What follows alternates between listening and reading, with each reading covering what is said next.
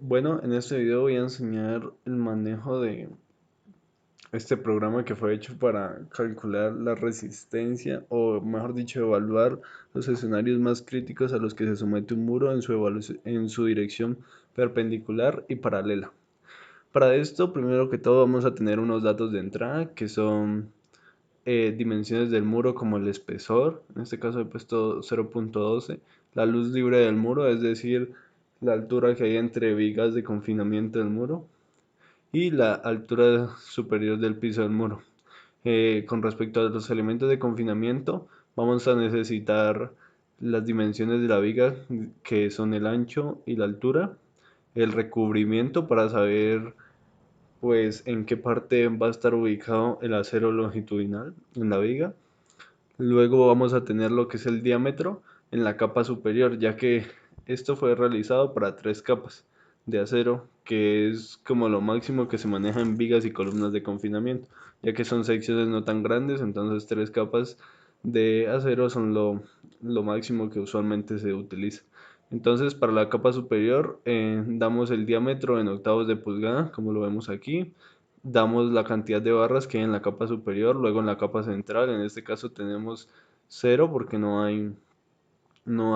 tenemos barras ahí, la cantidad de barras en la capa central cero, el diámetro en la capa inferior, tenemos varillas de 4 octavos, tenemos aquí nos dice el número 2, aquí ingresamos el número y finalmente ingresamos el número del estribo, es decir, el diámetro en octavos de pulgada del estribo que va en la viga y la separación en la que están los estribos. En este caso pusimos 10 centímetros o 0.1 metros.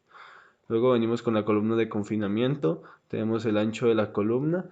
Este ancho y esta altura de la columna son tomadas de manera paralela. Entonces eso hay que tenerlo en cuenta a la hora de ingresar el dato. Entonces tenemos la base y tenemos la altura de la columna, base 0.12, altura 0.20.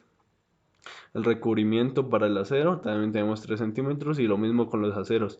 La capa superior, central e inferior. En la capa superior tenemos una varilla 4 octavos, pues en realidad tenemos dos, el diámetro es 4 octavos. En la capa central tenemos 0 octavos porque no hay varillas. Luego en la capa inferior tenemos varillas 4 octavos, tenemos un total de 2. Y el diámetro del estribo en la columna que es 3 octavos y la separación de los estribos que es 10 centímetros.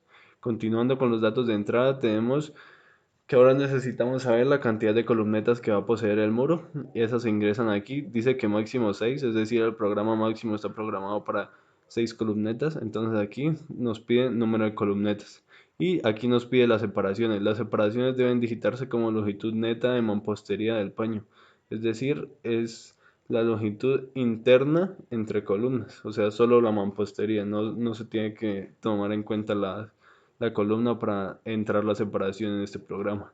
Tenemos la separación si tenemos eh, dos columnetas, pues tenemos una sola separación. Dice que aquí poner cero si solo hay dos columnetas y pues para acá abajo también cero. En el caso que hubieran tres columnetas, pues aquí tocaría tener una separación y aquí sí cero para abajo. Si tuviéramos cuatro, entonces aquí tendríamos que tener separaciones aquí y aquí cero para abajo. Tuviéramos cinco columnetas, tendríamos separaciones hasta aquí y cero acá.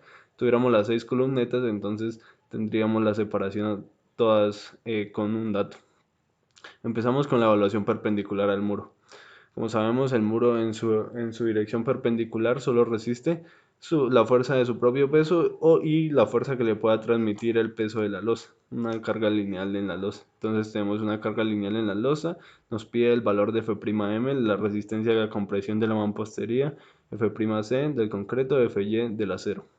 Nos pide el coeficiente A sub A y F sub A para poder evaluar lo que sería el momento y el cortante que va a tener en su dirección perpendicular.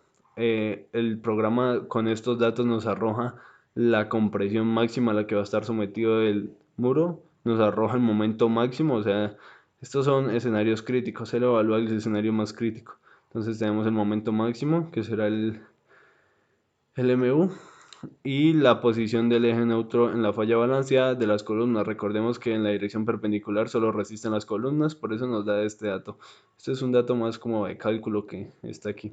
Luego nos da la carga axial nominal a compresión, phi PNC, es decir, ya está reducida. La carga axial nominal a tensión phi PNT, es decir, también está reducida. Y el phi MNB, que es el momento balanceado, también reducido.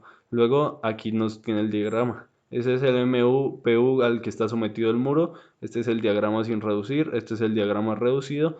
Y esta línea de acá representa a donde está reducido ya por los estribos, que si son espirales o si son cerrados normales. En este caso 0,75. Luego tenemos el cortante del muro.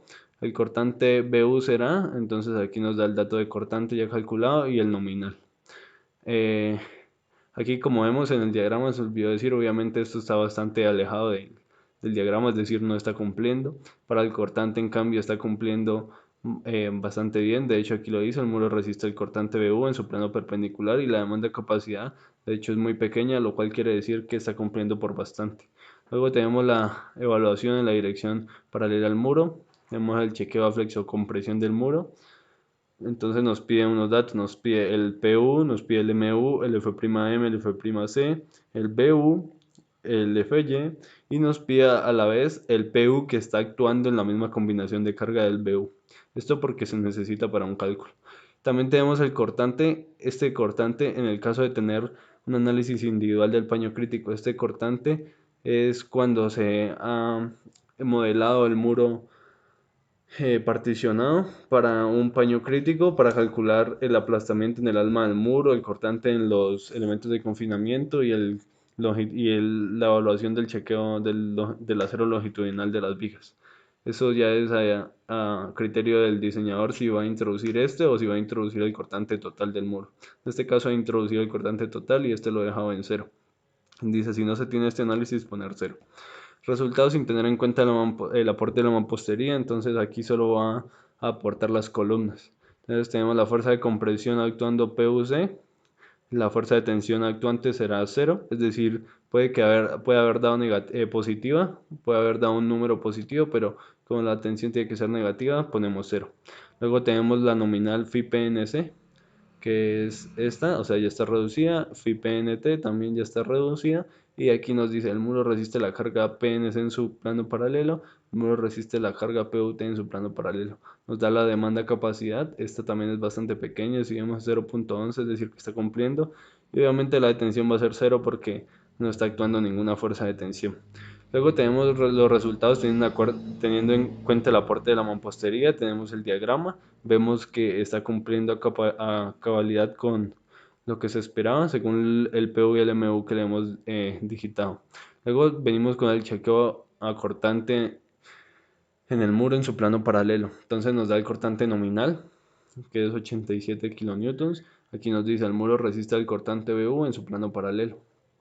La demanda de capacidad es 0,36, es una buena demanda de capacidad, es decir, tiene un buen intervalo para seguir resistiendo. Luego tenemos el chequeo por aplastamiento del alma del muro. Acá era donde decía que podíamos introducir el otro cortante, que era el del paño crítico, es decir, al paño que más cortante le está llegando, y podríamos introducirlo. En este caso introducimos fue el cortante general, entonces no es como que no tenemos un análisis más detallado. Entonces tenemos el PUD actuando en, eh, en el alma del muro y tenemos la fuerza de la resistencia Phi-PND que está dada por este resultado. Entonces dice que el muro resiste por aplastamiento del alma y nos da la demanda de capacidad de 0,29. Recordemos que esto se hace es por el método de la biela de compresión. El chequeo cortante de los elementos de confinamiento. Recordemos que ese cortante también sale de esta misma biela y es el que se deriva en las columnas y en las vigas. Entonces nos va a dar el BUC actuando sobre la columna y sobre la viga. Sobre la viga va a ser 0 porque no le dimos altura de piso encima de la viga, por eso no tiene cortante. Para la columna va a ser 32 kilonewtons. Aquí está el nominal de la columna y el nominal de la viga ya reducidos. Como vemos aquí podemos ver que cumplen. Aquí mismo lo dice, la columna más crítica resiste el cortante BUC en su plano paralelo y la viga resiste el cortante BUC en su plano paralelo. La demanda de capacidad de la columna está en 0,6 y la de la viga en 0 porque obviamente no tiene cortante. Luego tenemos lo que es el chequeo del acero longitudinal en la viga de confinamiento. tenemos la fuerza de tensión PUT actuando en la viga y tenemos la tensión nominal que va a ser -180.